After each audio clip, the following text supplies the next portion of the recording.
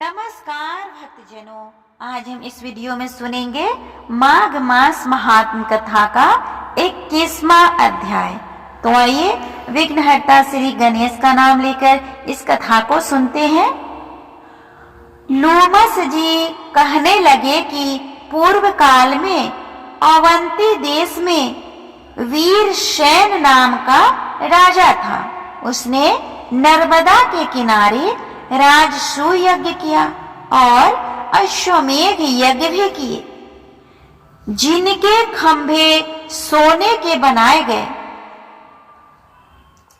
ब्राह्मणों को अन्न का बहुत सा दान दिया गया और बहुत सी गाय, सुंदर वस्त्र और सोने के आभूषण दान में दिए गए।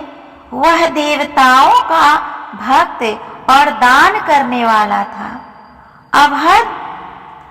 भद्रक नाम का एक ब्राह्मण, जो अत्यंत ही मूर्ख, कुलहीन, कृषि कार्य करने वाला, दुराचारी तथा अधर्मी था, वह भाई बंधुओं का त्यागा हुआ इधर उधर घूमता हुआ देव यात्रियों के साथ प्रयाग में आया और माघ में उनके साथ 3 दिन तक स्नान किया। वह 3 दिन में ही निष्पाप हो गया। फिर वह अपने घर चला गया। वह ब्राह्मण और राजा दोनों एक ही दिन मृत्यु को प्राप्त हुए। मैंने इन दोनों को बराबर इंद्रलोक में देखा। तेज, रूप, बल, स्त्री, वस्त्र और आभूषणों में दोनों समान थे। ऐसा देखकर उसके महात्म को क्या कहा जाए। राजसूय यज्ञ करने वाला स्वर्ग का सुख भोग कर फिर भी जन्म लेता है, परंतु संगम में स्नान करने वाला जन्म मरण से रहित हो जाता है। गंगा और यमुना के संगम की हवा के स्पर्श से ही बहुत से दुख नष्ट हो जाता है।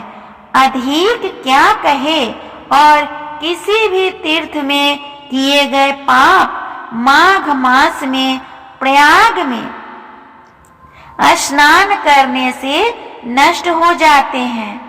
मैं पिचास मोचन नाम का एक पुराना इतिहास सुनाता हूँ। इस इतिहास को यह कन्याएं और तुम्हारा पुत्र भी सुने, उससे इनको स्मृति प्राप्त होगी। पुराने समय में देवदूती नाम का बड़ा गंभीर और वेदों का पारंगत एक वैष्णव ब्राह्मण था। उसने पिशाच को निर्मुक्त किया। वेद निधि कहने लगे कि वह कहाँ का रहने वाला है। उसका पुत्र किस पिशाच को उसने निर्मुक्त किया। आप विस्तार पूर्वक यह सब कथा सुनाइए। लोमस ऋषि ने कहा,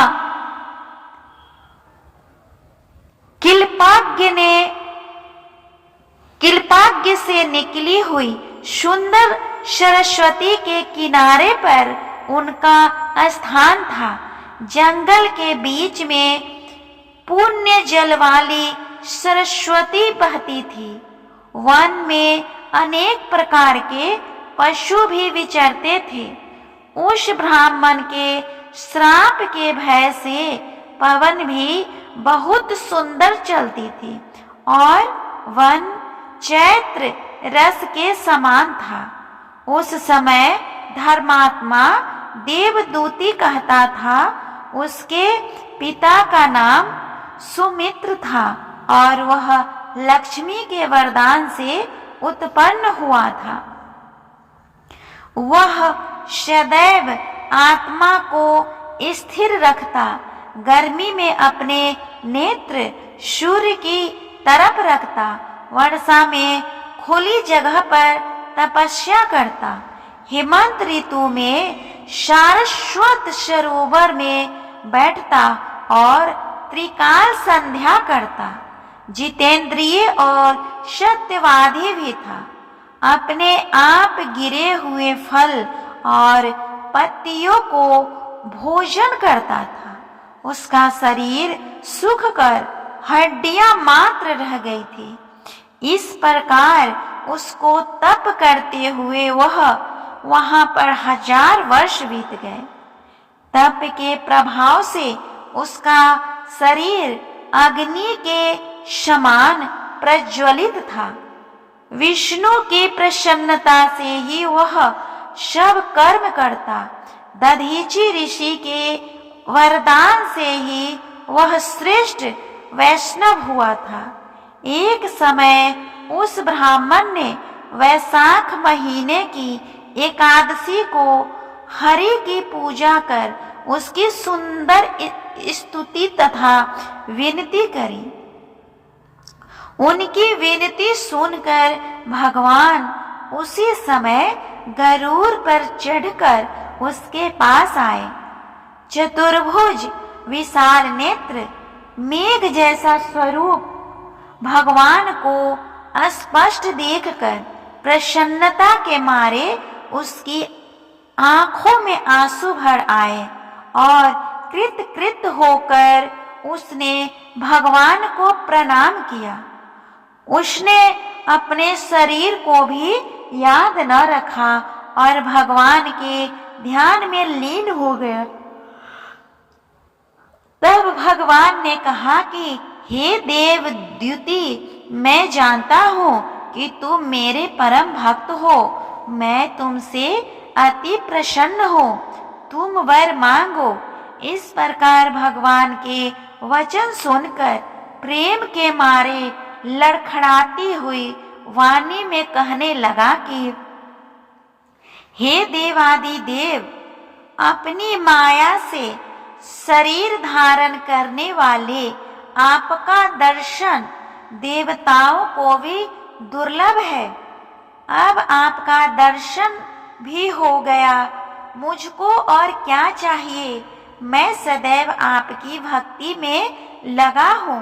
भगवान उसके वचन सुनकर कहने लगे कि ऐसा ही होगा। तुम्हारे तप में कोई बाधा नहीं पड़ेगी। जो मनुष्य तुम्हारे कहे गए स्तोत्र को पढ़ेगा, उसकी मुझ में अचल भक्ति होगी। उसके धर्म कार्य सांगोपांग होंगे और उसकी ज्ञान में परम निष्ठा होगी। इस तरह हमने सुना माघ मास महात्म कथा का 21वां अध्याय। यह कथा आप सभी को कैसा लग रहा है प्लीज कमेंट करके बताएं, और अगर अच्छा लगे तो कमेंट बॉक्स में राधे राधे लिखना ना भूलें। तब तक के लिए मिलते हैं अगले वीडियो में।